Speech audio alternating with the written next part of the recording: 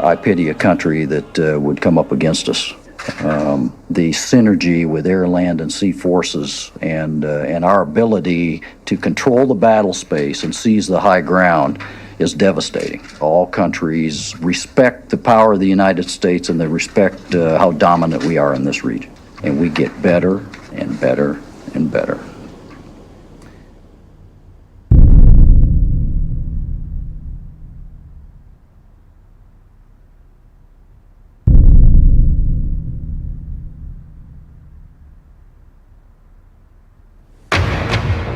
Tonight at 10, a rare glimpse of China's ambitious expansion in one of the world's most contested regions. We report from the South China Sea, where the Chinese are warning off anyone who comes too close to their building program. We continue our look this morning at what China does not want you to see. The United States says the superpower is reclaiming land in the South China Sea. The fact that we're dealing with a situation right now where the U.S., has to be much more aggressive in dealing with the Chinese government. CNN has learned that the U.S. Navy is about to send a destroyer there. Let's go to our CNN chief. CNN got exclusive access to classified U.S. surveillance flights over the islands. The threat of China is becoming big news. The media is beating the drums of war as the world is being primed to regard China as a new enemy. China's alarming creation of entirely new territory in the South China Sea is one part of a broader military push that some fear is to challenge U.S. dominance in the region. China is building airstrips in the South China Sea on disputed islands condemned by an international tribunal. This is now a flashpoint for war between China and America. What is not news is that China itself is under threat. These American bases form a giant noose encircling China with missiles, bombers, warships, all the way from Australia through the Pacific to Asia and beyond. I mean, if you were in Beijing looking out, you stood on the tallest building in Beijing and looked out at the Pacific Ocean, you'd see American warships. You'd see Guam is about to sink because there's so many missiles pointed at China. You'd look up at Korea and see American armaments pointing at China. You'd see Japan, which is basically, Japan's a glove over the American fist. I think if I was Chinese, I'd have a little to worry about American aggressiveness. And we have China surrounded, and we're doing more all the time to try and keep it surrounded and deepen that containment of China. But China presents a fascinating case of a country that is independent, doesn't have foreign bases on its territory, growing very rapidly, not as rapidly now as it did for 30 years, but still the second-ranking economy in the world. We have an adversary. And that adversary is China. And that adversary, unless there is dramatic reform inside China, will be our enemy someday. One myth, I think really that needs to be dispelled is that somehow China's aiming to replace America and going to run the world. It's not. Well, first of all, the Chinese are not that stupid. The West, with its Christian roots, are about converting other people into their beliefs. The Chinese are not about that. It's just I'm not degrading the Western culture. I'm just pointing out the inherent nature, the DNAs of two different cultures. The Chinese 2,000 years ago built the Great Wall to keep the barbarians out, not to invade them. As the world's economic power moves rapidly to Asia, the response of the United States is to deploy the majority of its naval forces to Asia and the Pacific. This massive military buildup is known in Washington as the pivot to Asia. The target is China. The great power game in the 21st century is called perpetual war. For America's unchallenged arms industry, the annual prize is huge profits from almost $600 billion of military spending. Once an imaginary weapon on Star Wars, the electromagnetic gun is now reality. You're sitting here thinking about these next generation and futuristic ideas, and we've got scientists who have designed these, and it's coming to life. And the smartest weapons need enemies. As a Pacific nation, the United States will play a larger and long-term role in shaping this region and its future. I have directed my national security team to make our presence and mission in the Asia-Pacific a top priority. In one sense, is the US already at war with China? Yes, on the ground and in the air. The winner of the Nobel Peace Prize, President Barack Obama, has committed to trillions of dollars to our nuclear arsenal. He's committing trillions of future dollars to war in space. And we need an enemy for all this money, and China's the perfect enemy.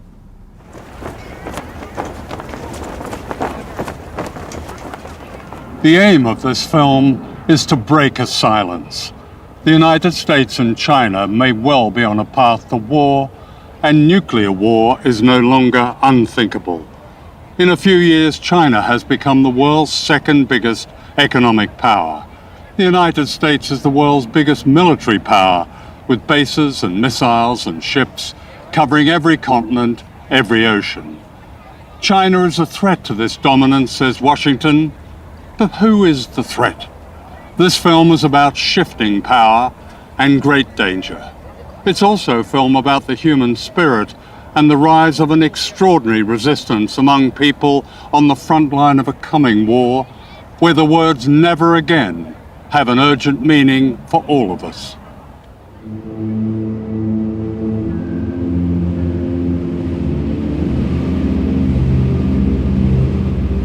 This is Bikini, the rim of an ancient underwater volcano in the Marshall Islands. With its necklace of 23 islands, Bikini is a place of beauty and silence and menace. Look closely where the Emerald Lagoon suddenly falls into a vast black hole.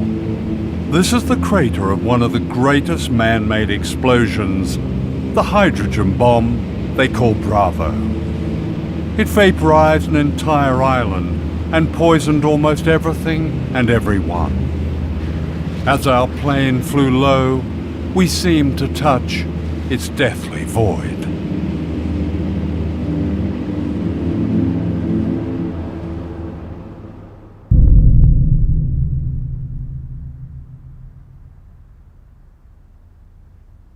The Marshall Islands lie in the vast Pacific Ocean between the United States and Asia. Captured from the Japanese in World War II, they've long been America's strategic secret, its stepping stone to Asia and China.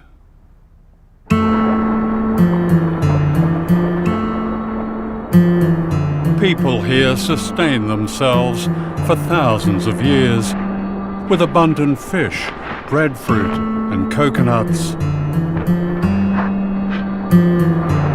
They were skilled navigators who sail by the stars.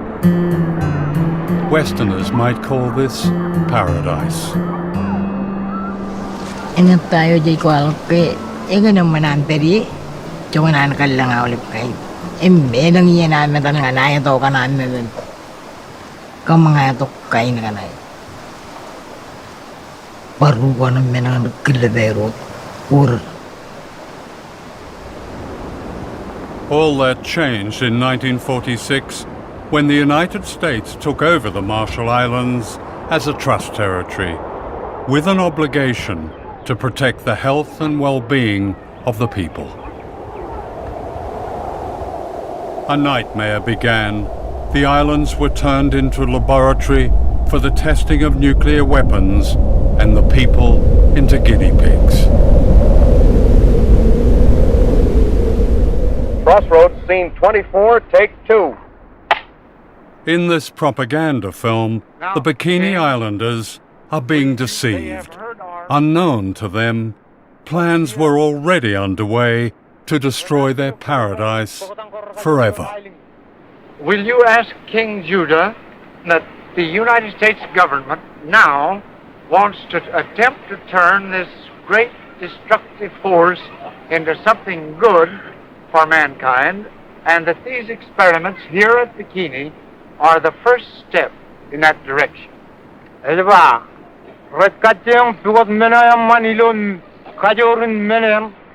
him that's fine. Everything being in God's hands, it must be good.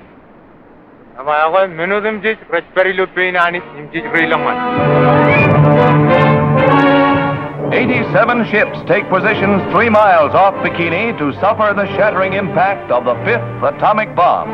Here will be An armada of warships was assembled in Bikini Lagoon in order to blow them to bits.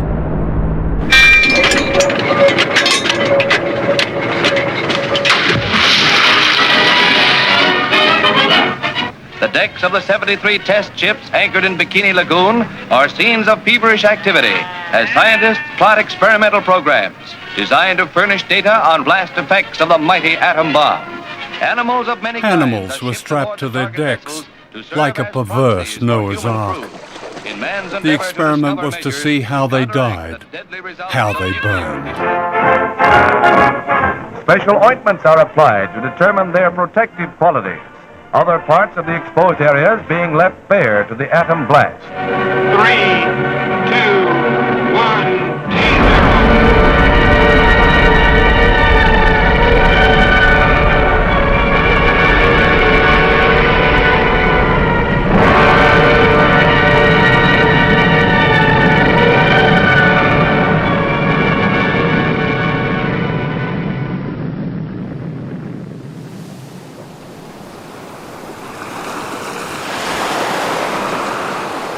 Yo, ci bongonin rane me arod la kwamo.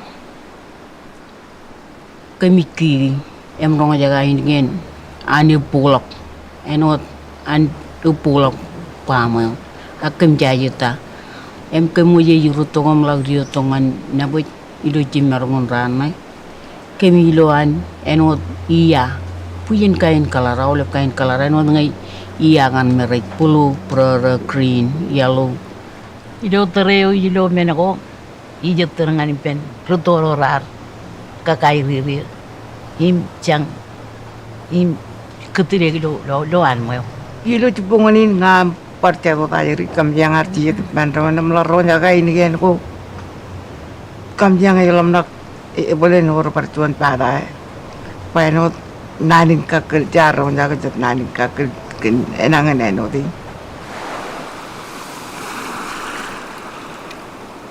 Being on Bikini today is disturbing ghosts. I struggle through the jungle to the bunker where they pressed the button at 6:45 on the morning of the H-bomb test. Now claimed by the undergrowth, it's like a subterranean temple to modern times.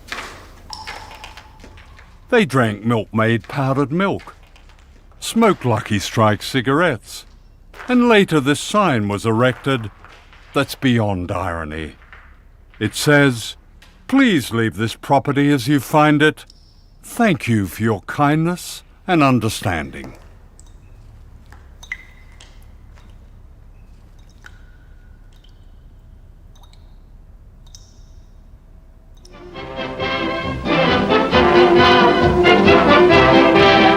The Myitsone give their all for their art, and you can just bet that audience is giving with the wolf calls. The Bikini, named after the atomic explosion in the Pacific. The Bikini was an explosion everywhere.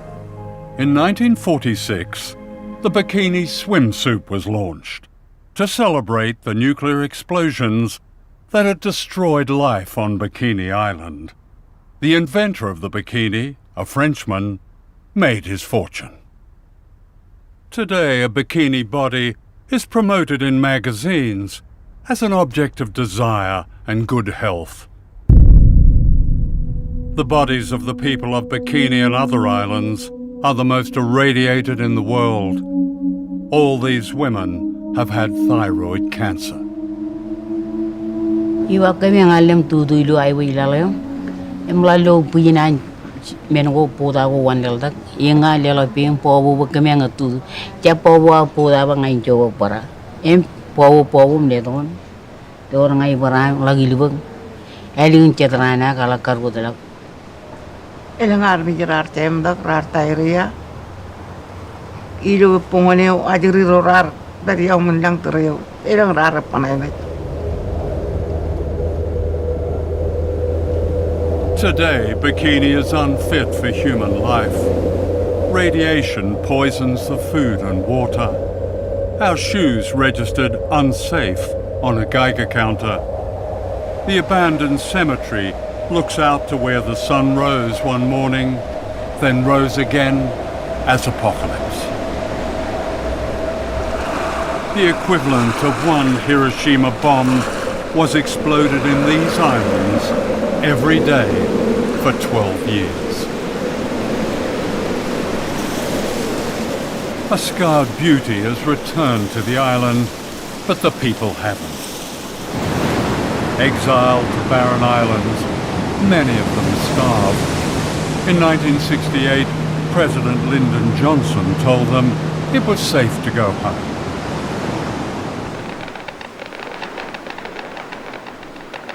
But it wasn't safe, and the US authorities knew it wasn't safe.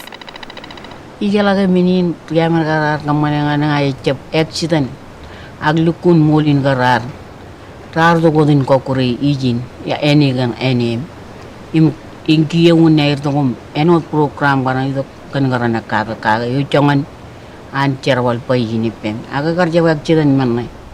What happened as a result of the Bravo test was that a cover-up was launched very shortly after March 1. I mean, there's such a history of wrong information, outright lies, deception.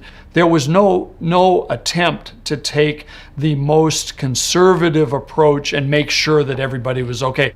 They knew where the radioactive fallout was going to go. And they took that risk and went ahead and detonated the bomb, knowing full well which way it was going to go. They still had an opportunity to evacuate, even on the day of the shot. But these people were not evacuated, we were not evacuated, and the people on Udrich were not evacuated. So it only leads one to believe that, number one, the United States needed some guinea pigs to study what the effects of radiation would do. And that's a pretty strong indication that the United States knew that. It seems extraordinary. Here we are, this far into the 21st century, talking to people still frightened of all that nuclear fallout, all those tests, all those years ago. The impression I get is that there's so little trust among people. The U.S. is trying to provide as much information, as much good information as we can. Yeah. And so I wouldn't accept the characterization that there have been lies and cover-ups. The word guinea pigs comes up a lot from these survivors. I would refer you to our embassy website on that. I've read it. And that question was looked at during the Clinton administration, and that was not the conclusion they came to. The secret of the Marshall Islands is Project 4.1. Declassified documents reveal a scientific program that began as a study of mice and became a study of human beings exposed to radiation. Chicago is where it all began, and to the AEC Argonne Labs in Chicago last week came 7 men, natives of the Marshall Islands. Leben is from Utrecht. He and the rest were irradiated by our March 1954 hydrogen bomb test. John is mayor of Rongelap, which is 100 miles from Bikini. John, as we said, is a savage, but a happy, amenable savage.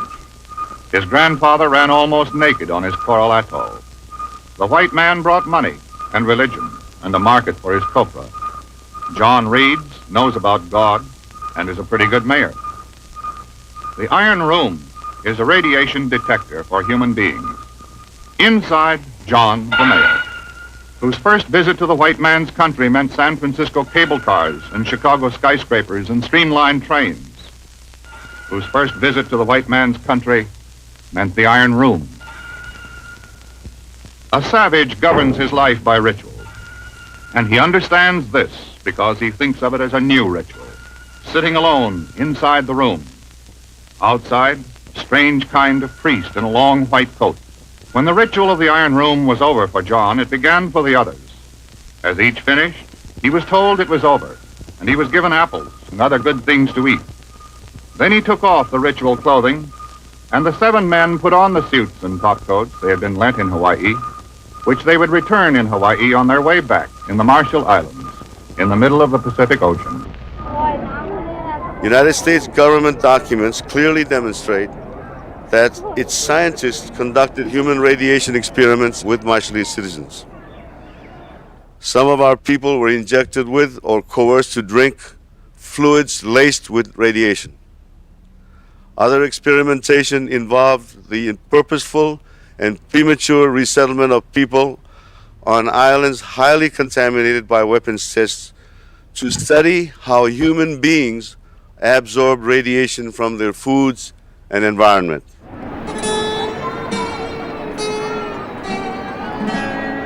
These people are guinea pigs.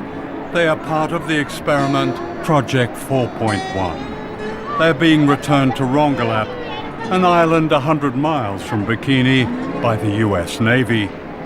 They were told repeatedly it was safe to go home. This happy couple believed they were going home to safety.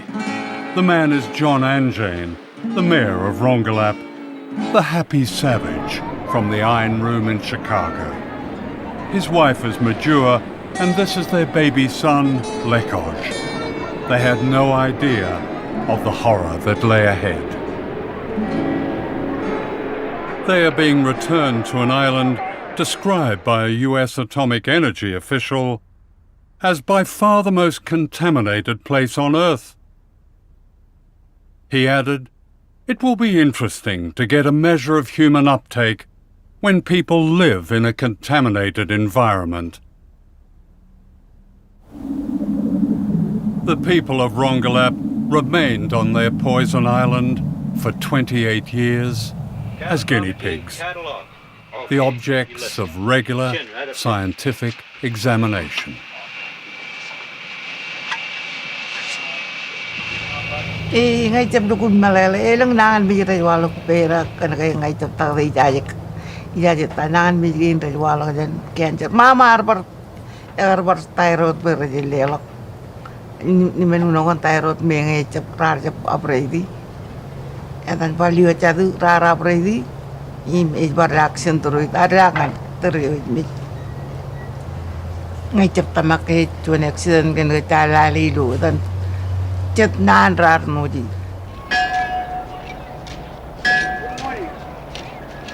The islanders pleaded with the US authorities to move them to safety as evidence emerged that the second generation, the children, were also poisoned.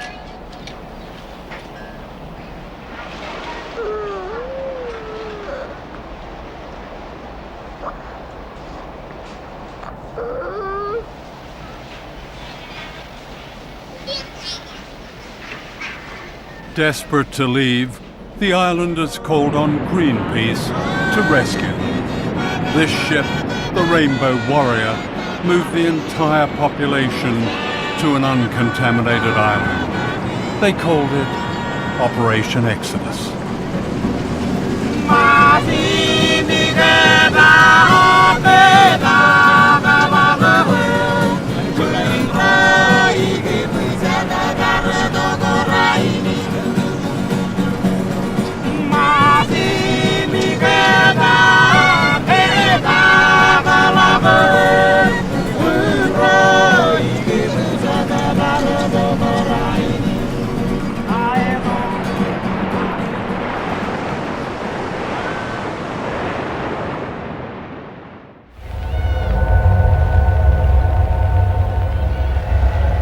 This is Dr. Robert Conard, a leading medical scientist of Brookhaven National Laboratories.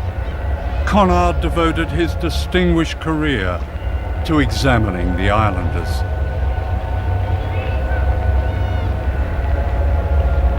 He wrote, "The habitation of these people on the island will afford the most valuable ecological radiation data on human beings.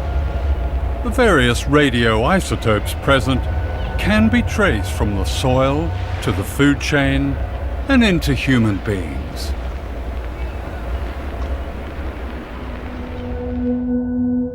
Dr. Conard gained the trust of whole communities.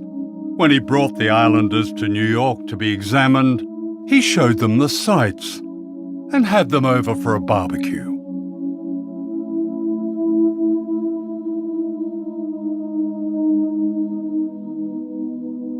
When John Anjane's son Lekoj died, aged 18, Dr. Conard sent the man they called a savage a sympathy card from your friend Bob. In 1957, Myitsone Anjane was the smiling young woman seen here on her way back to Rongelap, unaware of the danger she and her family faced. This is Myitsone 28 years later, grieving the death of her son Lekoj from radiation poisoning.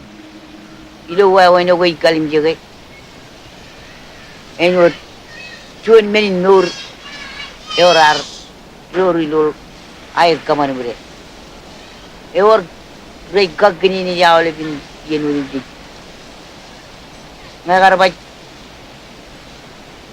eno power rei mujidi ilang jigin eno puraga toru lu awle ben jigin ulem di pen pure boy gare awle jigin pen meno join many nur Imilo terrain itu agar kalim jawa wenai jarbale arjuan menuun eroika kenge ila kalim jawa wenai jarbale inun mini nur pacik jalok wewin ewe yangin menyo ala bagalam nakaga oleh ben minun di kun ribale we rar ko kuralar ngundi im mujudi wayare kakini ni jidu why when I tell the many nur budget. And when many Kalmaloyan Gaga or Lebran.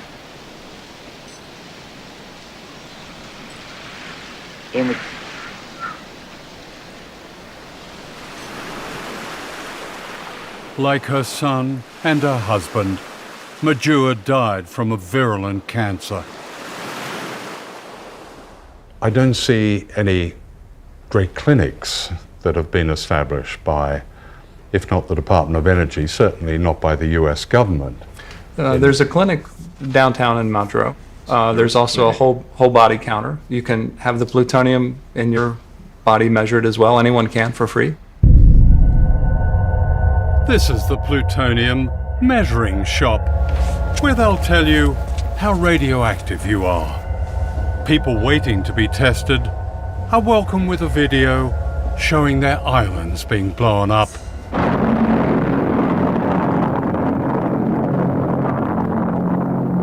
And this reassuring commentary. Yagwekong Aulip, Etayin Bill Jackson, Program Manager of the Department of Energy, DOE Marshall Islands Program.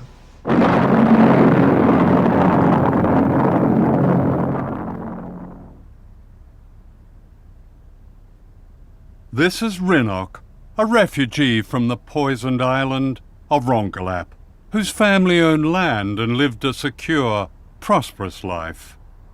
Now she lives in a shack in the capital, Majuro, with her children and grandchildren. She has no water, no sanitation.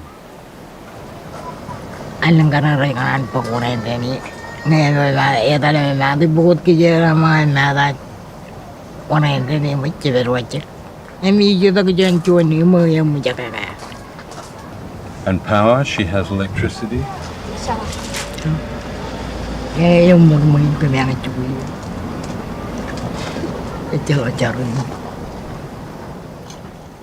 In 1986, the United States granted limited independence to the Marshall Islanders on condition that they accepted a mere $150 million compensation for the damage caused by nuclear testing.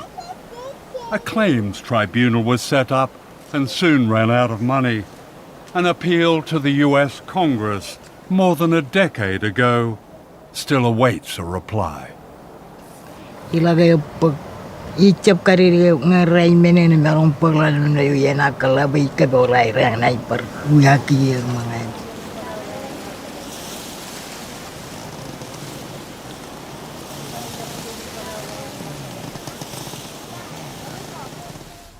Darlene Keju Johnson was a young health worker who became the champion of her people after she discovered the full extent of their suffering caused by nuclear testing, that many more islands were poisoned than the Americans claimed. This remarkable speech in 1983 broke the silence. I bring greetings from the Marshall Islands and throughout Micronesia. We have hundreds of women who have miscarriages. We have leukemia cancers. We have thyroid cancers. We have stillbirth babies. We have nowadays, I just gone back from home, and I have talked to many women and men in the population, is that we have babies we call jellyfish babies. A baby is born on a labor table, and it moves up and down like this. It's a colorful, ugly thing. It does not shape like a human being. It moves up and down like this on a labor table because that thing is breathing. That is a baby. In 1982, Darlene married Giff Johnson, the author of this tribute to his wife. Darlene was one of the liveliest, most entertaining individuals that I have ever had the pleasure of knowing. She was a voice for the voiceless. Like so many Marshall Islanders, Darlene died of cancer, age 45.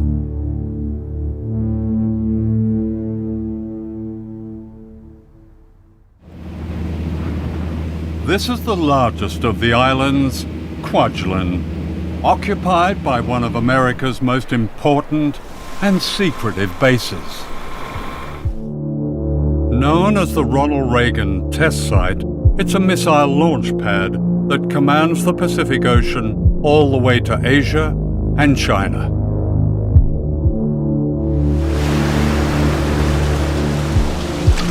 Here, the people of the Marshall Islands are once again being subjected to the testing of weapons of mass destruction designed for a coming war. The base is part of a remarkable plan known as Vision 2020. Devised in the 1990s, its aim is described officially as full spectrum dominance. This means control of all land, sea, air, cyberspace, and space. 5, 4, 3, 2, 1, ignition.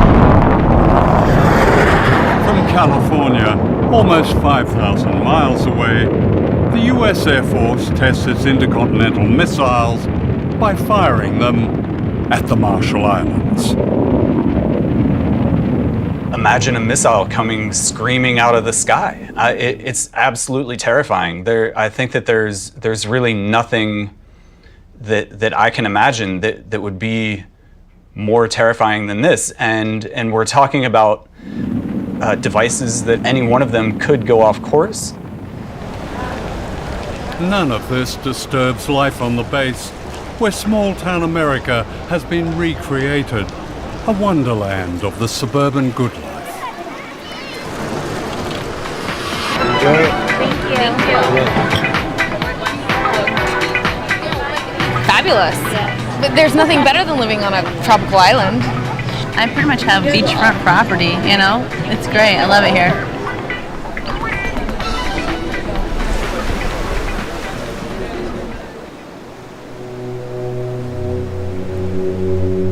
Just across the bay is Ibai Island. Known as the slum of the Pacific, more than 12,000 people live here on a strip of land less than a mile long.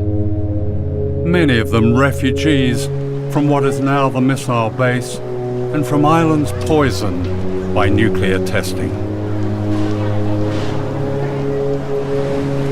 Every day, people from Ibai are brought to work on the missile base to water the gardens and the golf course. Then they are ferried back to their poverty.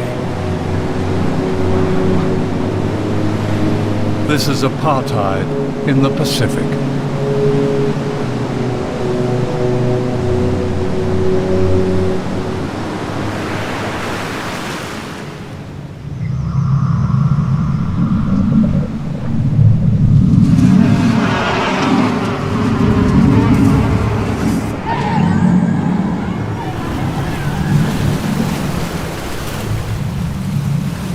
Ibai needs a lot of things. What? Medicine, Getting medicine. education, and job.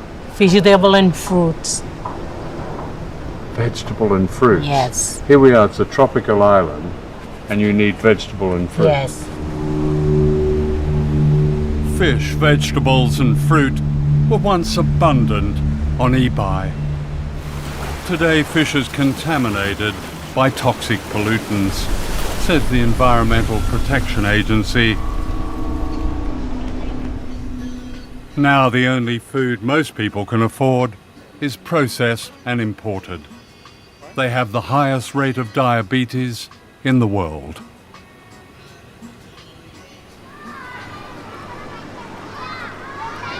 When someone gets really ill, do they go to the hospital over on the base? Because they've got a pretty modern clinic over there. They don't treat them with medicine. They just go there for taking the blood and then X-ray. So what happens when somebody is seriously ill? They cannot do anything. The most consistent example given is the example of the Ronald Reagan missile site and Ibai next to it. On the Ronald Reagan missile site, there's a vivid example of the United States, golf courses and swimming pools and all kinds of amenities. Right next to it is what is called the slum of the Pacific. It's a challenge. Ibai is in great need right now. We've talked about infrastructure. One of the projects the U.S. is working with our Australian colleagues and with the Asia Development Bank is a sewer and water project, desperately needed for Ibai. Ibai is overcrowded, the schools need repair. Actually, the U.S. military did a survey back in the 70s and found that the sewers didn't work and the water didn't run and the electricity wasn't there. It only happened not all that long ago. They found almost exactly the same thing. Why hasn't that been fixed? There's complete agreement that Ibai should be a priority, and not only because of the current activities of the Ronald Reagan Space and Missile Defense Site, but there's also now an additional component that is providing for global security, and that's the Space Fence project by the Air Force. Every missile fired on the Marshall Islands by the U.S. military costs $100 million each. This derelict school bus is the only one on Ibai. They can't afford to replace it.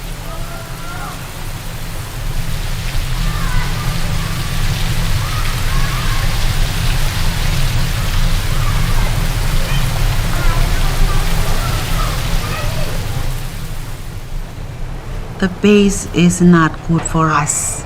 The people of Marshall Islands, we have no need for it. It's being used to test missiles to fire at countries like China. Yes, and anywhere else if they want to. What would you like to see happen there? I want our land back.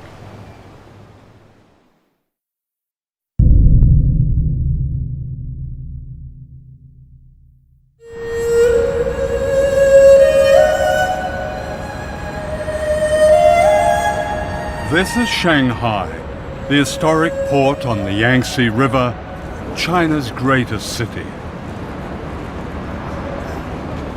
I had arranged to meet the American author James Bradley, whose latest best-selling book, The China Mirage, reveals an extraordinary hidden history of American power and modern China. It was almost illegal for someone like me to know a Chinese for almost all of American history.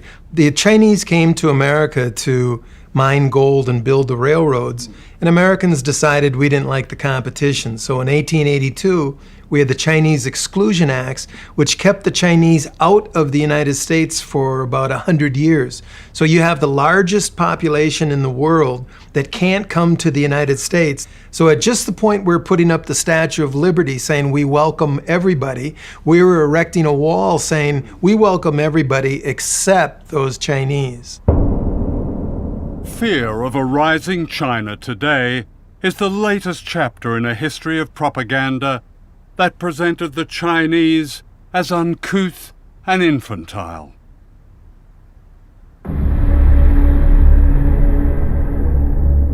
To Western popular and political culture, the Chinese became the yellow peril, and racial stereotypes bore the constant theme of fear and threat. Boris Karloff as the evil Fu Manchu, his passion for power twisting his brilliant mind as he revels in the horrors of human sacrifice and torture.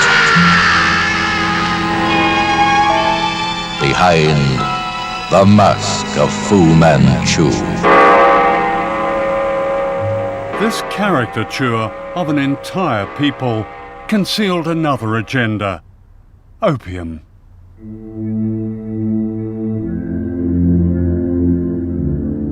For the American elite in the 19th century, China was a goldmine of drugs. Warren Delano, the grandfather of Franklin Delano Roosevelt, was the American opium king of China. He was the biggest American opium dealer, second to the British. He welcomed the first American ship into China to help out with the opium wars. Much of the east coast of America, Columbia, Harvard, Yale, Princeton, were born from opium money. The American Industrial Revolution was funded by huge pools of money. Where did this come from? It came from illegal drugs in the biggest market in the world, China.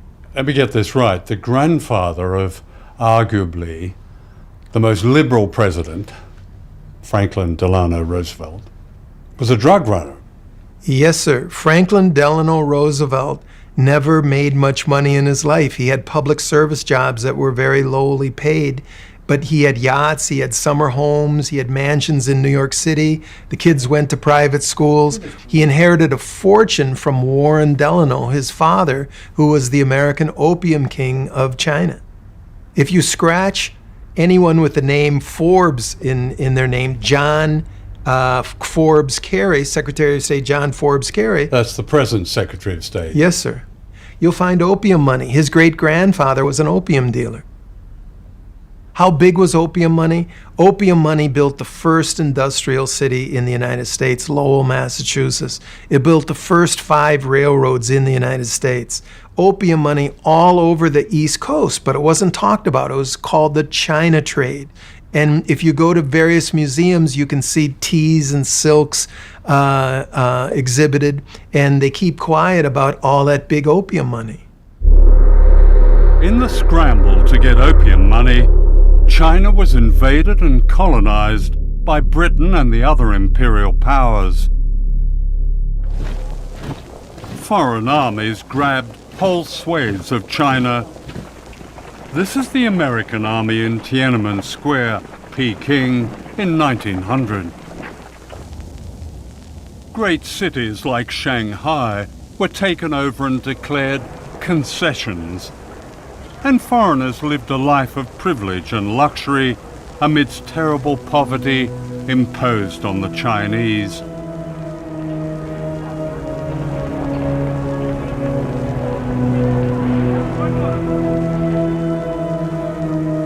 a resistance, known as the Boxer Rebellion, was put down with the savagery. This rape of China set the tone for how China was perceived in the West well into the 20th century. This is the distinguished historian Theodore H. White, an advisor to the White House, speaking in the 1960s. Perhaps China is too vast to be governed by mercy. Yet if Chinese mind craves order, they must be brought to recognize they are the biggest factor in the world's disorder. And we must untangle the madness of their mind.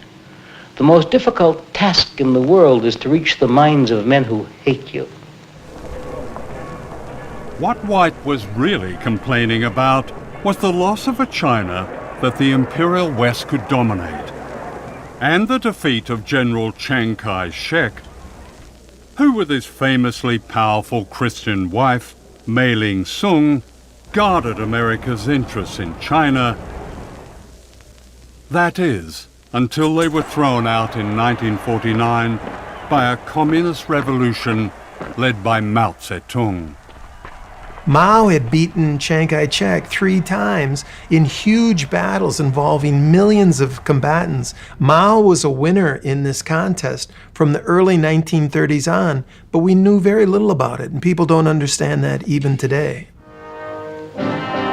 Shanghai hears the message clearly as foreign businessmen board up their shops. Go now, go quickly, for communism marches.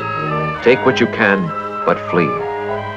In pell-mell haste, the Western powers evacuate the city they have built, for good and bad alike must leave. The businessmen come for profit, as well as missionaries come to heal, must say goodbye, as out the Yangtze steams the last of Western influence, and farewell to a century.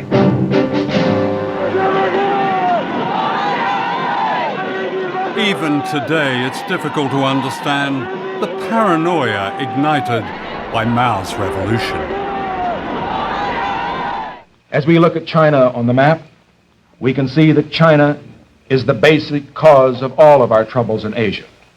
I believe that for the sake of our safety, it is necessary to be prepared for the possibility of a Chinese missile attack on the United States. One of the myths about Mao is that he was an implacable enemy of the capitalist West.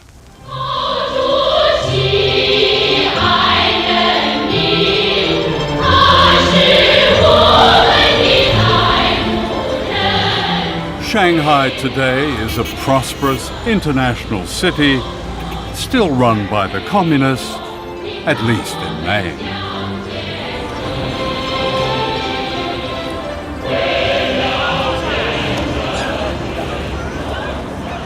When I was last in China more than a generation ago, the loudest noise was the tinkling of bicycle bells. Mao had just died, the streets were dark, the universities were closed. The chaos of the Cultural Revolution had given way to a great silence. "We're exhausted," was the freest comment I heard. Coming back, the change is barely comprehensible. Here in Shanghai, the freedom bears no comparison. Yes, there are issues with human rights, especially the right to speak against the state and challenge its power. Since I was last here, millions of people have been lifted out of poverty, many of them into an entirely new middle class. This epic is still barely understood in the West, or should that be willfully misunderstood? The truth is that China has matched America at its own great game of capitalism, and that is unforgivable. One measure of China's new capitalism is the Uran Rich List. This league table of China's mega-rich is published by Rupert Hugenworth, an old Etonian whose Chinese name is Huron. He's received many awards, including China's Man of the Year. This year, 2015, has probably been the most extraordinary year of wealth creation in the history of China again. You know, I've been doing this list for 15, 16 years. I've never seen a year like 2015. You know, normally for 200 million pounds or $300 million, we find, say, about 800,000 people. This year, 2015, it's doubled. There'll be more dollar billionaires known about in China than in the US. So the US, up until now, has been the leader in terms of business, you know, the most successful business tycoons in the world. China 2015 will have overtaken the US, so amazing.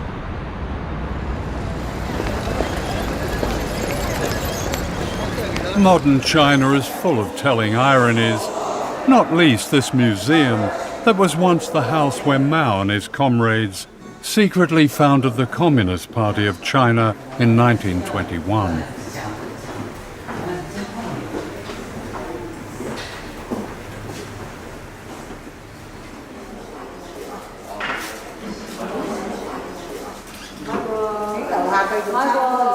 Today it stands in the heart of an exclusive, very capitalist shopping district.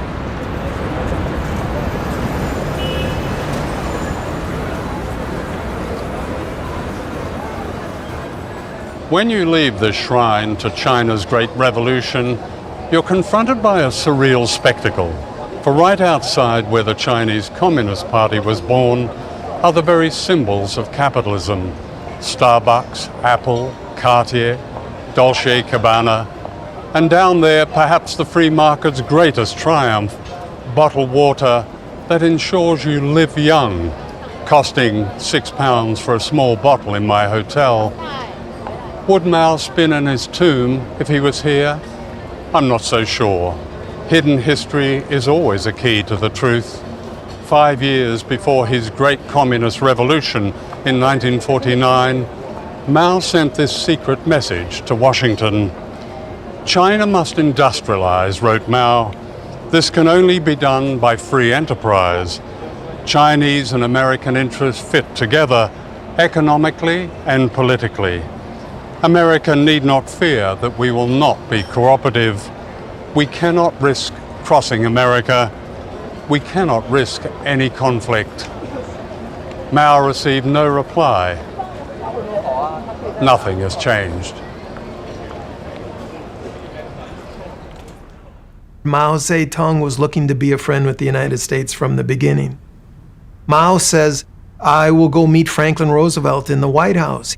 Mao reaches out in 1950 to Harry Truman. He reaches out to Dwight Eisenhower. His hand was tossed away.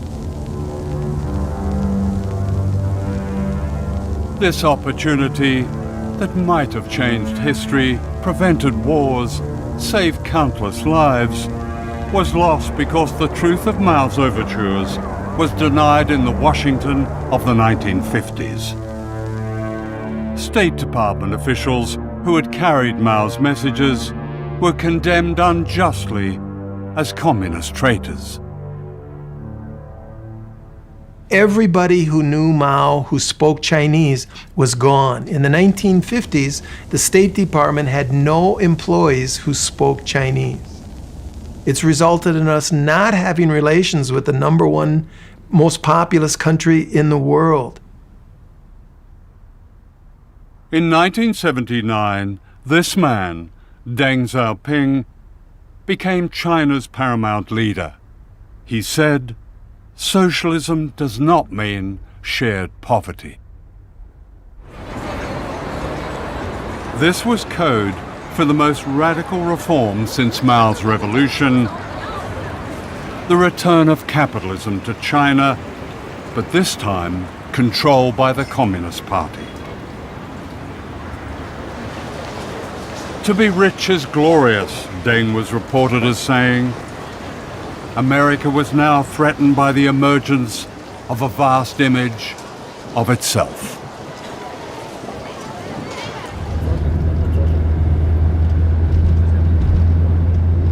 This is one of the many very exclusive gated communities in Shanghai, where an apartment is one of the prizes of the new communism.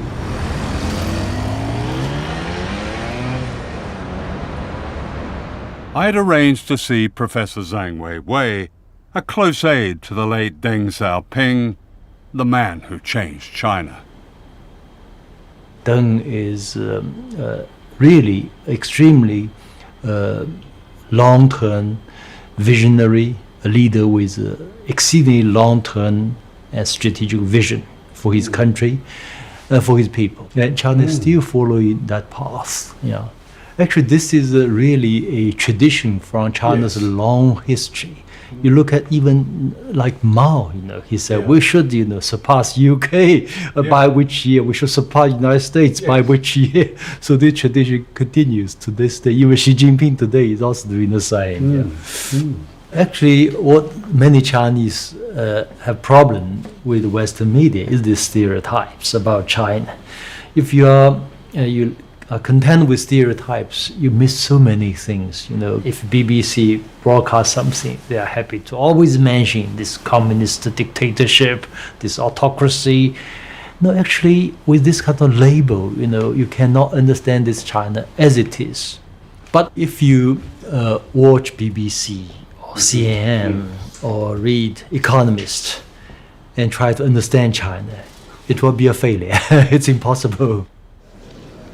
Multiple parties fight for political power and everyone voting on them as the only path to salvation to the long-suffering developing This is Eric Lee, a Shanghai entrepreneur, educated in America, and typical of a new, confident, outspoken political class. Now in China, there are a lot of problems, but at the moment, the Chinese, the party state, has proven an extraordinary ability to change. I mean, I make the joke how in America you can change political parties, but you can't change the policies. In China, you cannot change the party, but you can change policies. So in the 65 or 66 years, China is being run by one single party, yet the political changes that have taken place in China in this past 66 years have been wider and broader and greater than probably any other major country in modern memory. So in that time, China ceased to be communist. Is that what you're saying? Well, China is a market economy, and it's a vibrant market economy, but it is not a capitalist country. Here's why. There's no way a group of billionaires could control the Politburo as billionaires control American policymaking. So in China, you have a vibrant market economy, but capital does not rise above political authority. Capital does not have enshrined rights. In America, capital, the interest of capital and capital itself has risen above the American nation. The political authority cannot check the power of capital. And that's why America is a capitalist country, but China is not. This is the ironic title of a best-selling book by Zhang Liezhi, a journalist and critic who lives in Beijing.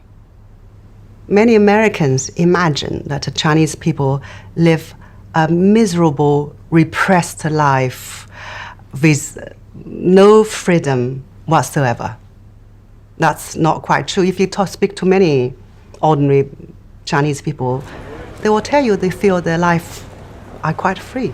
Some 500 million people being lifted out of poverty, and some would say probably 600 million people. That's a great achievement.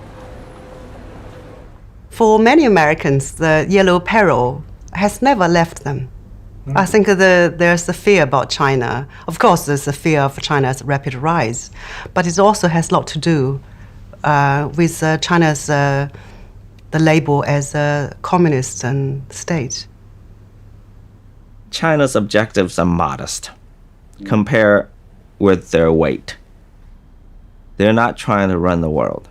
They're not even trying to run Asia Pacific. I think they want to keep America from dominating the Asia Pacific. So they have what they believe is their rightful place in Asia Pacific because of long civilization, long history, and their size.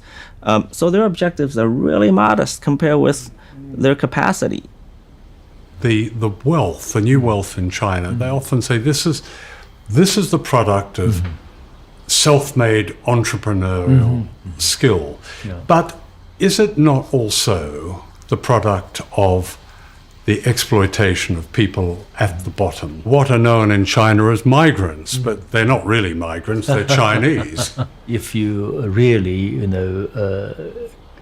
go to talk to these migrant workers, you will find quite surprisingly, over the past 5 to 7 years, they have experienced a greater income increase than any other social groups. China is not a class society. But China is a class society. These are the homes of migrant workers, people who build and service the new China.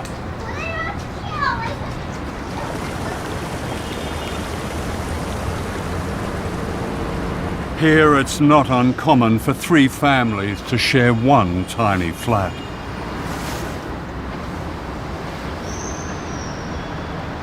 You would associate a socialist country with equality, but unfortunately, since the reform has started, China has become one of the most unequal societies in the world. The income gap is widening. Government, I feel, have retreated some of the responsibilities, left the market to take over, but the market does not always treat women kindly. Some private companies, they would just refuse to hire child-bearing age women. And sometimes when women become pregnant, they will sack them because they don't want to pay the maternity leave. And in fact, the income gap has grown much bigger between men and women. Your old boss, Deng Xiaoping, presided over the bloodshed in Tiananmen Square. What would you say to the survivors of Tiananmen Square? Because so many of those did fight for what they saw as democratic change in China. In 1989, there were 2 political forces. One was those represented by the Chinese students. Their hero was Mikhail Gorbachev, who happened to be in Beijing. Their slogan was, Soviet Union's today, China's tomorrow. So the idea was political reform first, other reform second. Otherwise, China would be hopeless. And Deng's message was the opposite. He thought Gorbachev was an idiot. He thought, China must have economic reform first, other reform second. This priority must be set clearly. Unfortunately, at that particular moment in 1989, the 2 political forces could not reach a compromise. So definitely a tragedy occurred. It was more than a tragedy. It was a massacre, of which the memory remains a raw presence in modern China. Why does the Chinese state still fear the few who speak out? And I'm thinking of Liu Xiaobo. Exactly. I mean, this man won the Nobel Peace Prize, and he's in prison. He's violating Chinese law, by a big margin. So actually the freedom of expression, similar views are aired by many people, but he's really going to the extreme. Liu Xiaobo challenged the government to implement democratic reforms and has spent a total of 13 years in prison. Why can't a confident China accept a criticism like this? So Nobel Peace Committee makes huge mistake. They owe the Chinese an explanation. If you cross the line, you violate the constitution, you violate so many laws, you should be punished.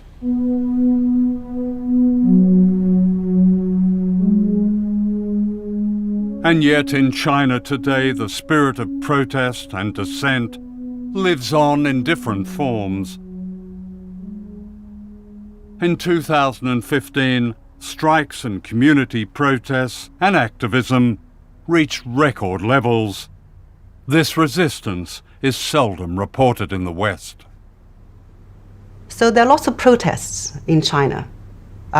Typically, for example, land being grabbed by officials for commercial development, and the farmers are not being compensated properly. Yeah. But the farmers now know more aware of their rights, so they protest. Or young workers from the factory, they demand a better wage or better working condition. But many of the protests, they are economic driven, not political driven. They are regional, not nationwide. So this kind of things will unlikely develop into real movement, or so-called, you call that revolution. Yeah. So the Mao's revolution was the last revolution? Well, never say never.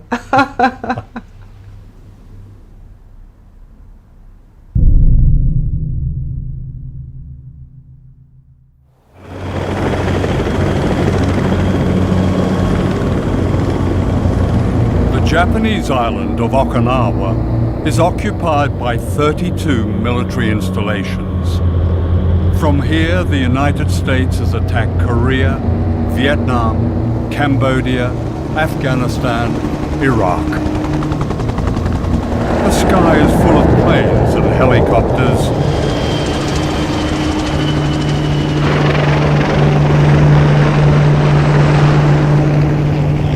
Wherever people go, they are fenced in and told to keep out.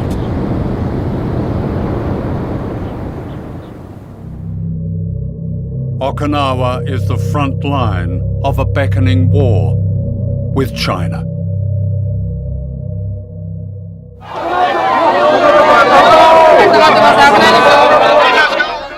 Aged 87, Fumiko Shimabukuro is one of the leaders of a non-violent resistance that's challenging Washington's pivot to Asia.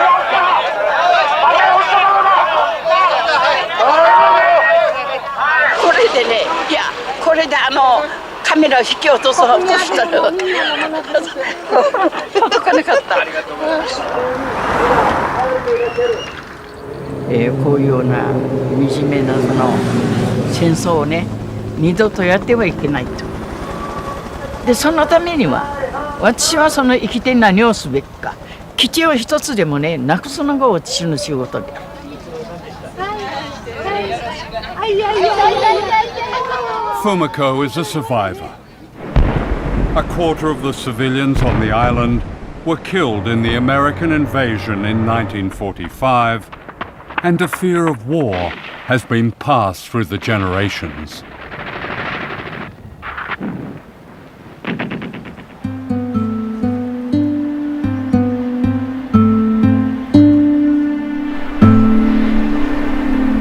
Today, those who witness these horrors live in a place of extraordinary beauty, surrounded by coral reefs and a unique marine life.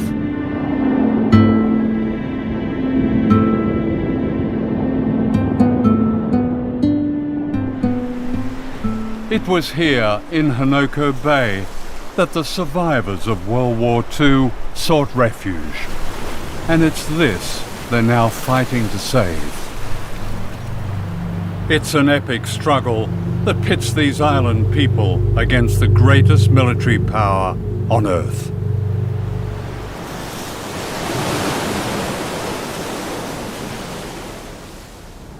This is the office of a former governor of Okinawa, Oto Masahide.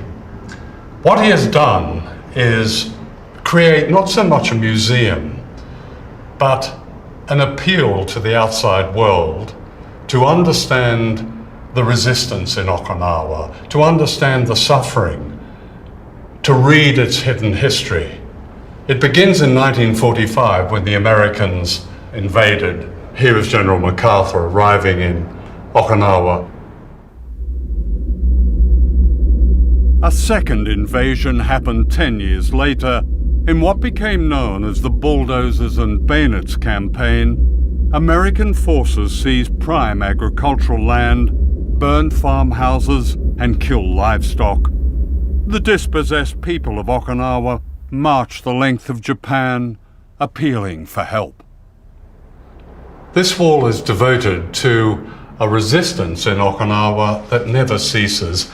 Everywhere people go on the island, they are confronted by this sign.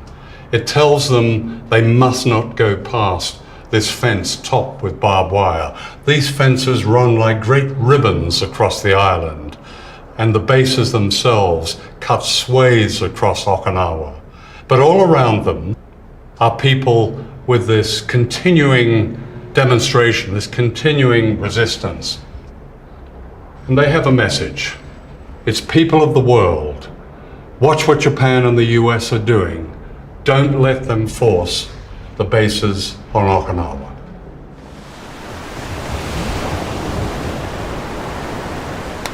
というそしてね、沖縄はずっと戦後ずっと基地はもうこれ以上の基地は負担は嫌だと言ってきたことを日本政府はアメリカに対してはっきりものを言っていない。アメリカにもいい顔、沖縄にもいい顔してる。だからそれに対して腹が立ってちゃんとアメリカにものを言ってくれという気持ちでいます。まあだからここにジュゴンの保護区を作るためにはここに基地があったらできません。だからその基地はですね、国がもたらされてくるという民話があります。でその民話の中にジュゴンがですね、担い家内の幸からその幸を担い家内からその死者をですねがやってくるというふうに言われています。その担い家内から死者を連れてくる時にですね、ジュゴンの背中に乗ってくるというふうに言われているんですね。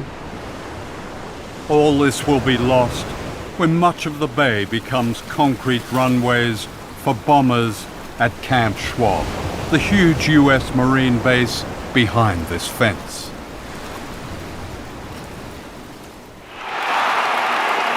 In 2014, Okinawa elected a new governor, Takeshi Onaga, who won by a landslide on one issue, stopping the new base at Hanoko.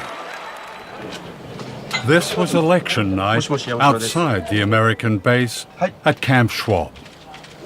ああ、足止めです。こんばんは。はい。ありがとう。ありがとう。ありがとう。やったー。や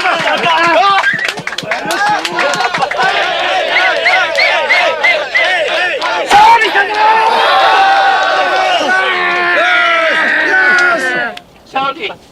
なんとも言えない涙が出てきました。自分たちが頑張った分、でもね、これからその基地がなくなるまで私は頑張りたいと思ってます。本当に今日は生きていてよかったと思います。はい。We shall overcome. We shall overcome someday. Oh, in my heart, I do believe we shall overcome someday.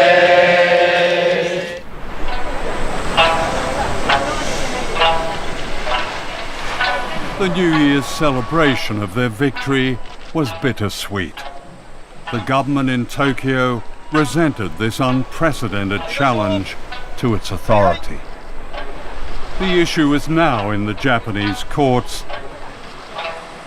Japan's Prime Minister, Shinzo Abe, has also made clear that with the backing of his powerful patron America, he wants to reawaken Japanese nationalism and reclaim its military power.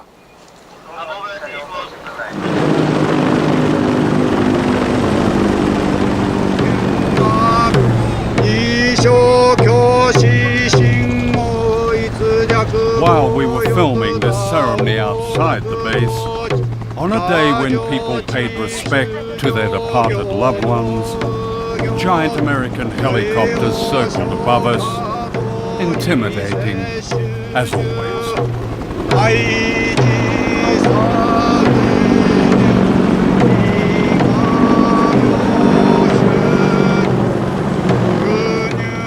threat of these low-flying aircraft is a constant presence in Okinawa. Teachers often can't teach because of the noise and the fear.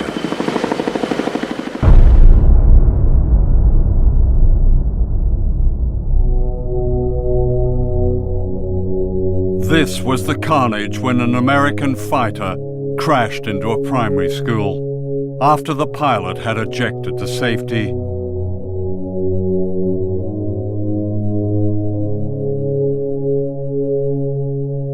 Haru Akira, age 7, was terribly burned. これは10時半頃かな。それでメソールだったからマスターさんかな、その方が石川に教授って時落ちていますので宮森校に行ったんだけどどこにいるか分からなかったんですよ、その当時。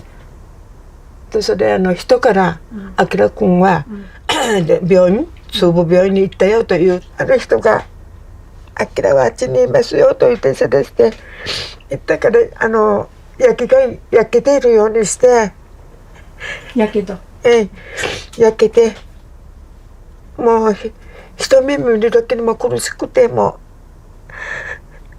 全くヤギさんが焼け焦げている状態でした。それ話したくないですよね。Akira suffered throughout his youth and died from his injuries, aged 21.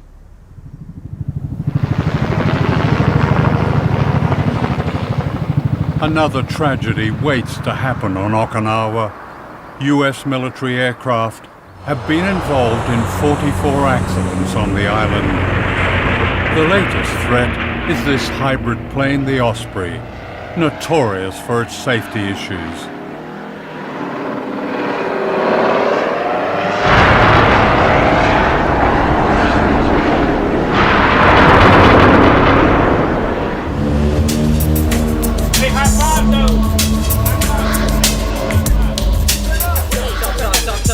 Wherever the military is based in Asia, there is a relationship with local people, especially women, that often breeds resentment.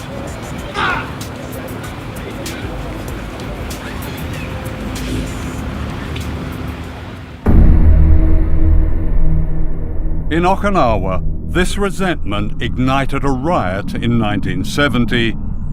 Scores of American GIs were pulled from their cars, which were set alight.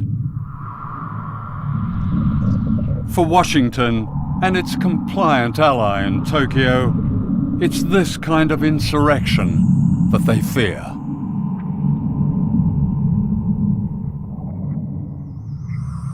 During the making of this film, a young woman was raped and murdered, allegedly by an American military contractor from one of the bases.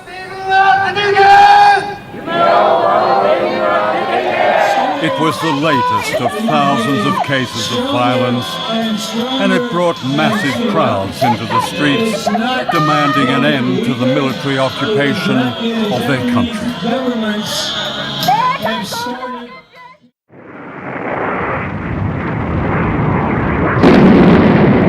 This is a Mace missile, designed to carry a nuclear warhead.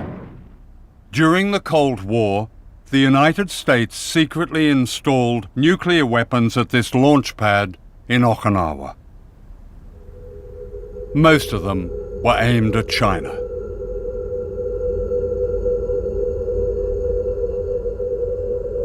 Today, the nuclear missile site is run by a Buddhist organization, the Soka Gakkai, as a peace museum. In 1962, the atomic weapons loaded on the missile was almost launched. They're almost launched? Yeah. According to the spokesman of this military base, said they were ordered to prepare, then received second order to stop it. One of the American servicemen, whose job was to fire the Mace missiles, has since revealed that China was a nuclear target during the Cuban Missile Crisis in 1962. We were told that we had to launch all the missiles, but we only had one missile headed towards Russia, and we did not see why we should have to involve the other countries. The captain suggested that everybody crack the doors open, so it would take less time to launch a missile if the doors were cracked open. One of the launch crews was on the point of firing their missiles when a duty officer suspected the order was false. The launch officer on the B side was told to send 2 men over there with .45s and to shoot anybody that tried to launch until the situation was resolved. And it would only take like 15, 20 seconds to run the distance between the two command centers. So those 2 men kept that whole crew at bay while we made a decision as to what to do. And it wasn't very long, maybe 2 or 3 seconds later, where a very nervous major came over the intercom issuing the stand down order. And then we just kind of looked at each other like we could have exterminated the whole planet. The major who had given the launch order was quietly court-martialed and dismissed from the Air Force. That morning is just as familiar to me and as clear as yesterday morning is. And this is 53 years later. And how clear blue the sky was. And there was just some very light clouds, and there was a perfect breeze blowing and a perfect temperature. I did not know what the temperature was, but it just felt perfect. And we were all just kind of taking it in and taking in the smell of the air and the sea and the land mixture together, and everything smells so beautiful. This is very interesting because it shows the cities in China where these Mace missiles were aimed at. Yes. Which ones do we have here? This is Okinawa Island. So within 2,000 kilometers, you find Peking or Beijing, Xi'an, UK, and Hong Kong, Shanghai, Taiwan, Taipei, and Pyongyang, North Korea, within the range of missile.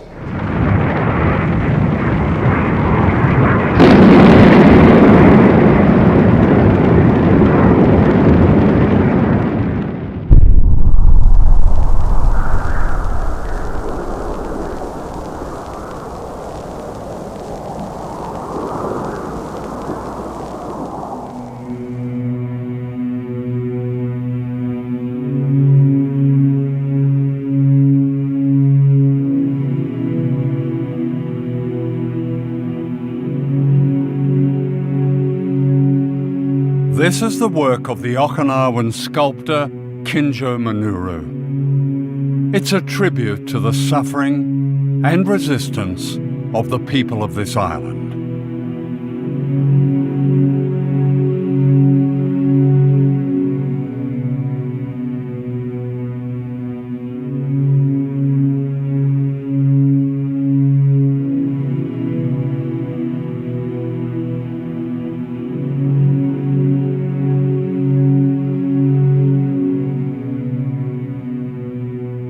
More than 1,000 miles away, on the Korean island of Jeju, these symbols of struggle are hauntingly similar. The work of Korean sculptor Ko Gil-chun represents another fight of island people for freedom.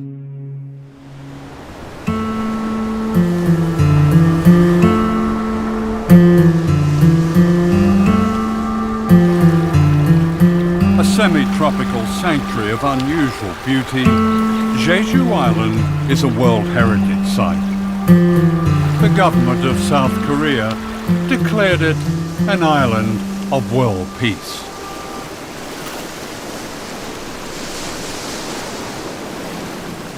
But on this island of peace has been built one of the most provocative military bases in the world, less than 400 miles from Shanghai.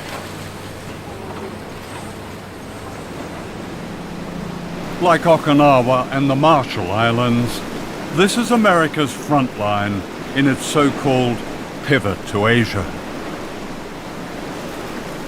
Here in once unspoiled Ganjung village, the South Korean Navy has built a base for American aircraft carriers, nuclear submarines, and destroyers equipped with the Aegis ballistic missile aimed at China's defenses.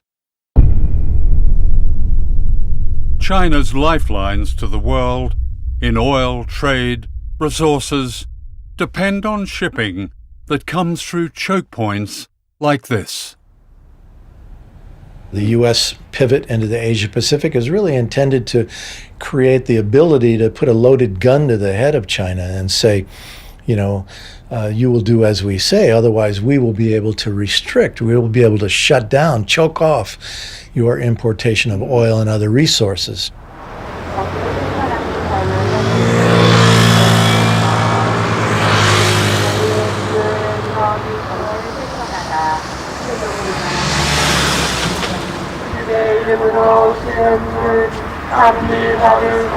For 9 years, every day, often twice a day, these Catholic priests have staged a mass that blocks the gates of the new military base on Jeju Island.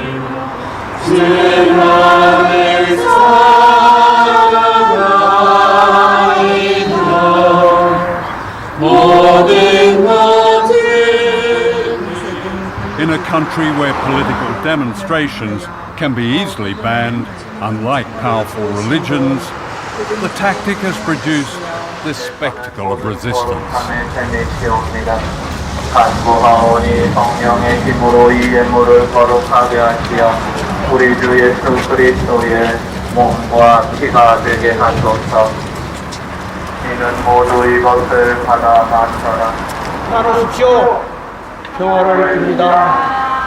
Father Moon Jong-hoon has led the fight to stop the base being built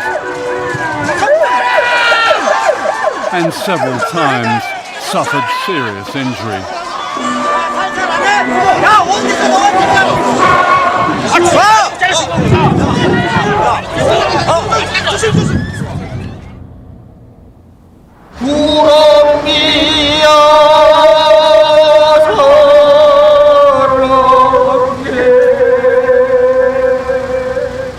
I sing 4 songs every day, before Mass, during the Mass, at the end of the Mass, and the end of the Rosary.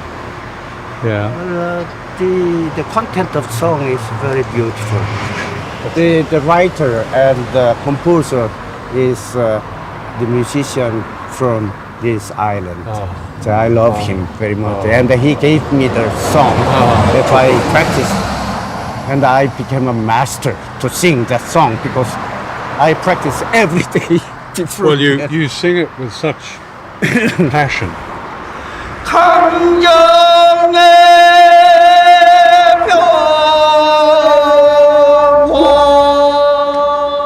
Sometimes we just wait. Typhoon, typhoon struck. Do you sing then? Do you have a mass when the typhoon strikes? Oh yes, during this. No exception. What will happen if this base becomes operational? They have destroyed the environment, destroyed the life of villagers. No, we should be witness of that oppression and violence, you know. Why do they do it? Well, they'd like to rule the Pacific area, whole area, right? They'd like to make China isolated in this globe. Yeah. You know? It means U.S. government want to be emperor of this world.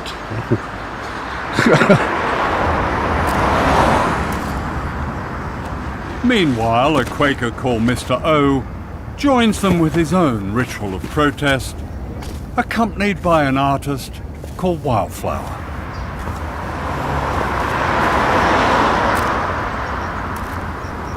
오초근 선생님이 삼보일배를 하다 보면 이렇게 바닥에 숙여야 되잖아요. 그래서 차들이 올 때 못 볼 수 있어요. 매우 위험하죠. 그래서 제가 뒤에서 좀 눈에 띄게 이렇게 하고 있으면 그런 교통사고를 막을 수도 있고요. 저도 제 바느질이 명상이라고 생각하거든요. 실제로 그 뇌파가 명상할 때 거의 비슷해요. 바느질할 때. 저는 저 해군기지가 명백하게 미국의 전쟁기지라고 생각해요. 그래서 대칠과 더불어서 우리나라 한반도 남쪽, 전쪽, 서쪽으로 미군 기지가 들어있어요. 그래서 저는 이 제주가 마지막 이 이 서해안 쪽으로 전쟁 벨트를 지었는데 그 벨트의 맨 마지막이라 생각을 해요. 그 당연히 이거는 중국이 겨냥하고 있기 때문에 중국과의 분쟁 또는 이쪽 동북아의 평화를 정말 위협할 수 있는 그런 기지라서 이게 가장 큰 위험이라고 생각을 해요.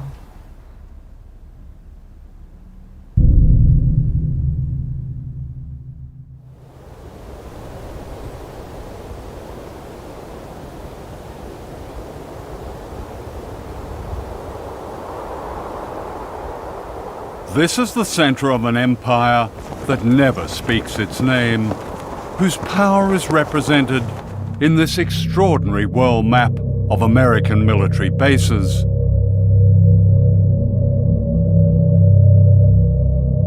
"4,000 bases in the United States, almost 1,000 bases spread across every continent."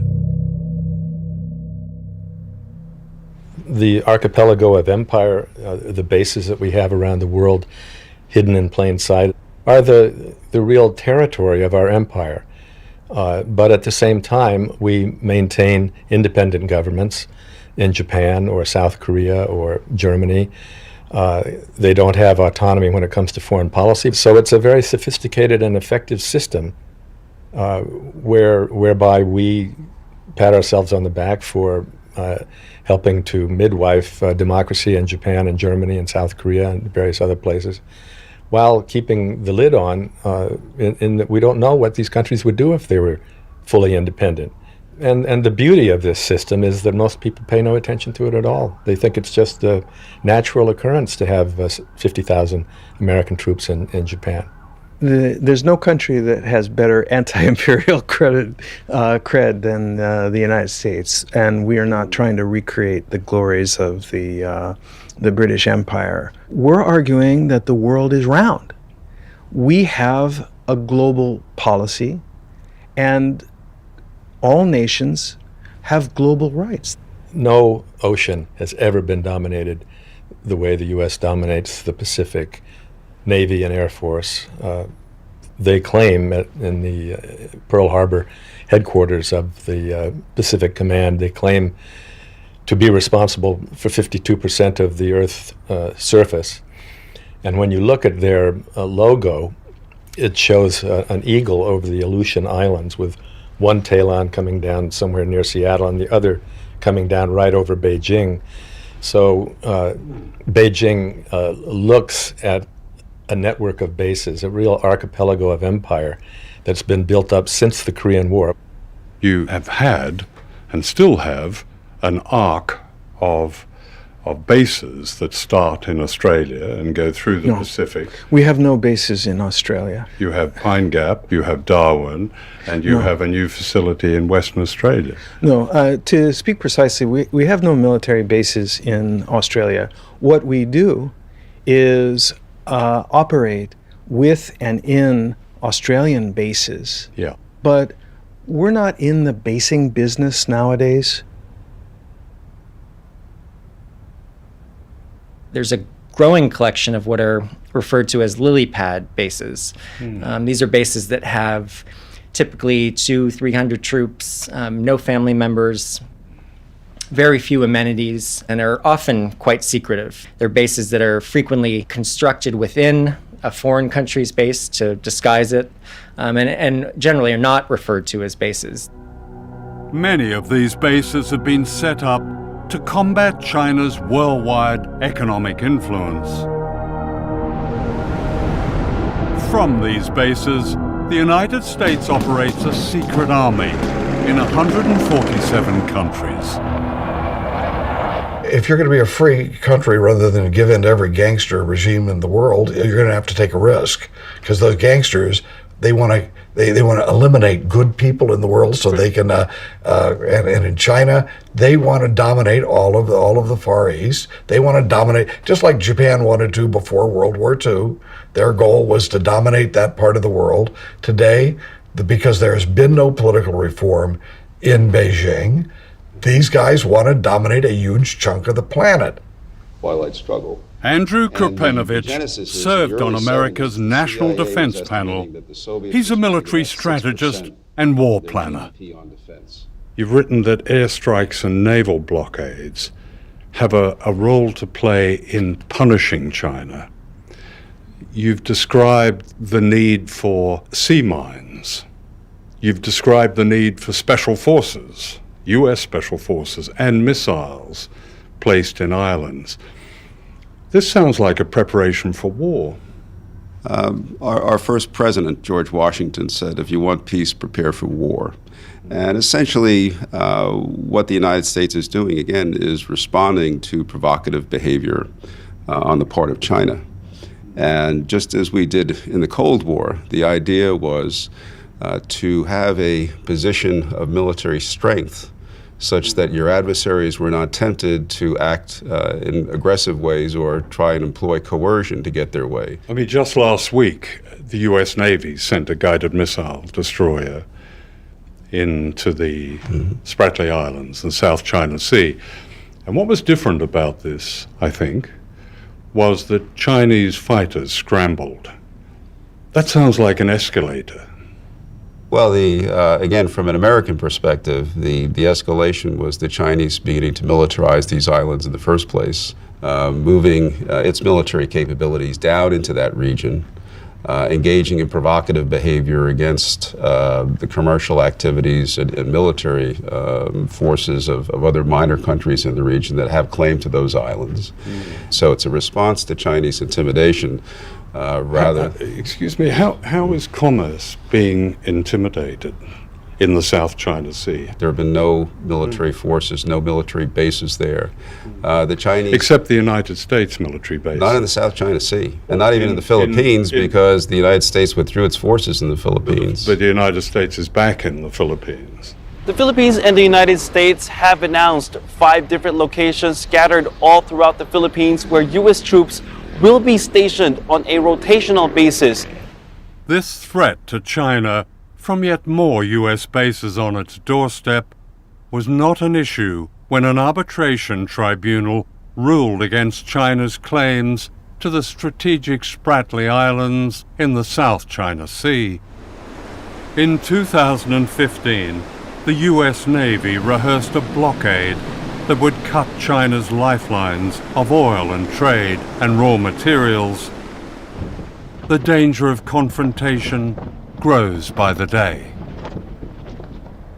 The US Navy is on the doorstep of China, regardless of disputed islands, and is there with low-draft ships, planes, battle groups.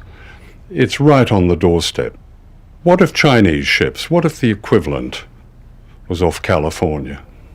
Well, John, we ask ourselves that question regularly, and it's important to put yourself in the other guy's shoes. Yeah. So, look, we don't operate in the Pacific in an effort to scare China, to contain China, to backfoot China. Our operations and our presence, first of all, is warmly welcomed by the vast majority of the coastal states. But secondly, is fully accepted by the Chinese. Time after time. Is it fully accepted? Yes. My impression. By their words. The Chinese My impression leaders, is that they're scared. And this is what they're scared of. a noose of bases right around China.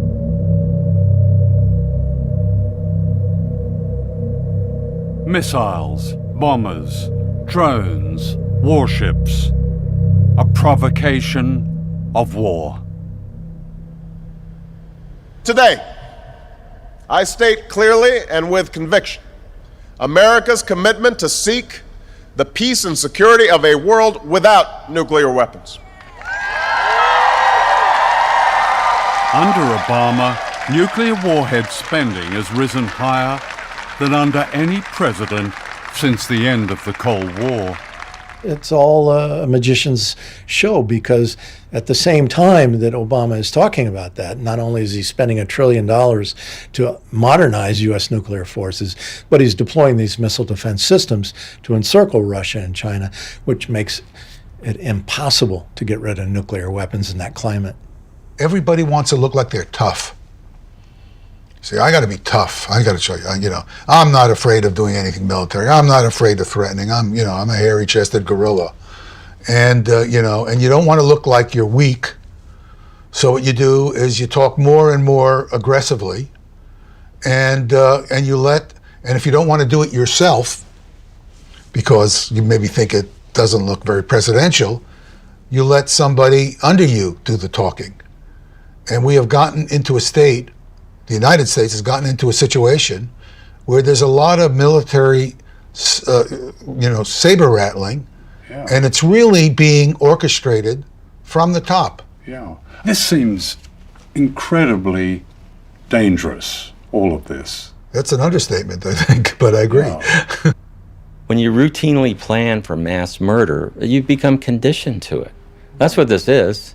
We accept it. Oh yeah, we have nuclear weapons. The Defense Secretary, he's just announced that there will be warships and special forces and planes sent to the Philippines, and the Wall Street Journal has described this as the vanguard of a major US presence in Southeast Asia. That sounds like... Where does this end? What's the purpose? I mean, where are we going to stop this process before it starts a war?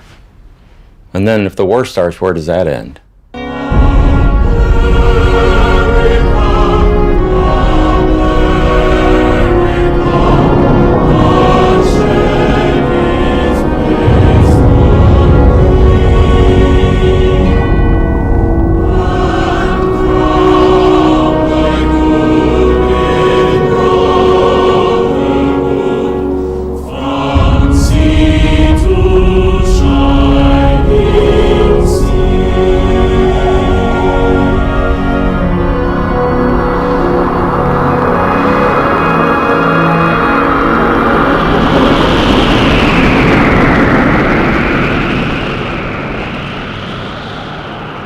The scientific studies that I teach by the scientists that predict that the Earth can be made essentially uninhabitable from nuclear war, the scientists have been begging the Obama administration, well, they wouldn't say begging, but they've made multiple requests to meet with them and discuss these predictions because they're peer-reviewed studies, and they've been turned down over and over again. They've been peripherally told that, well, we don't think the long-term environmental consequences of nuclear war are all that important if the immediate effects of nuclear war don't stop it. But the long-term environmental consequences of nuclear war are liable to wipe out the human race. In one exchange, nuclear exchange between the US and China, what could be the consequences? Well, let me just give you an example of what one Chinese 4 or 5 megaton warhead would do to a city in the United States if it got through. The detonation of that weapon over a city would instantly ignite about 600 or 700 square miles on fire.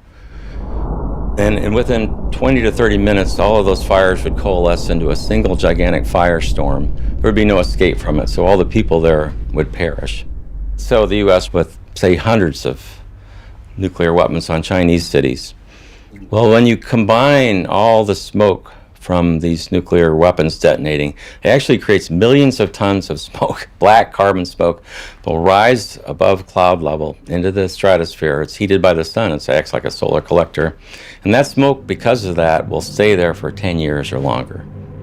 And what the smoke does is it blocks warming sunlight from reaching the surface of the Earth.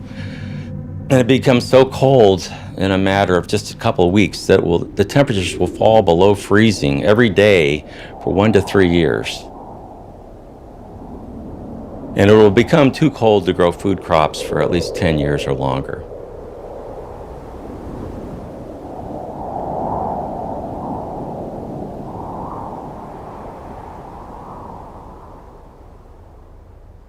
I mean, there's like a total disconnect with the changing world. You have a giant rising power, in this case China. Why would you expect a giant rising power to not want to have more control over its destiny? What we should be doing, in my view, is trying to cultivate a sense of friendship and cooperation, and we can have our differences with them. If we think they're doing something in trade that we don't like, let's have it out with them. But this saber rattling is the worst thing we can possibly do.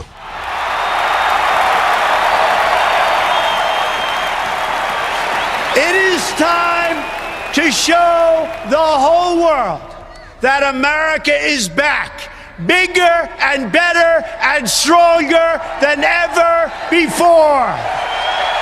We don't have victories anymore. We used to have victories, but we don't have them. When was the last time anybody saw us beating, let's say, China in a trade deal? They kill us. We can't continue to allow China to rape our country, and that's what they're doing. It's the greatest theft in the history of the world.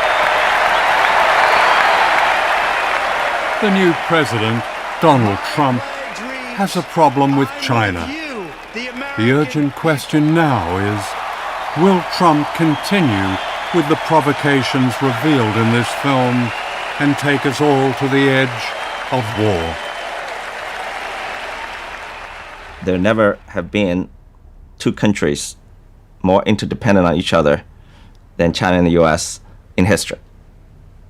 And China is the largest trading nation in the world and in history.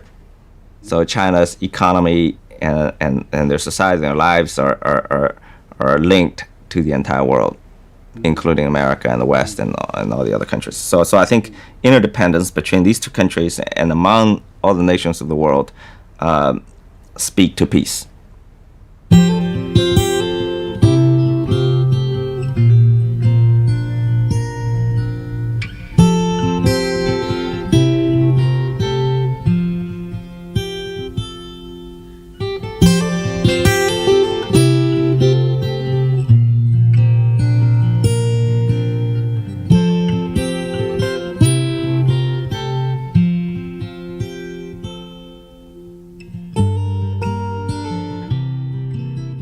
We don't have to accept the word of those who conjure up threats and false enemies that justify the business and profit of war if we recognize there is another superpower. And that's us, ordinary people everywhere, like the people of Okinawa, Jeju Island, the Marshall Islands, China, the United States. By speaking out, they deliver a warning to all of us. Can we really afford to be silent?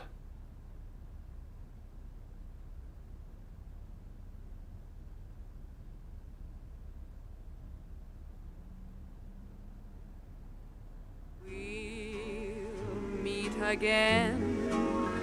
Don't know where, don't know when, but I know we'll meet again some sunny day.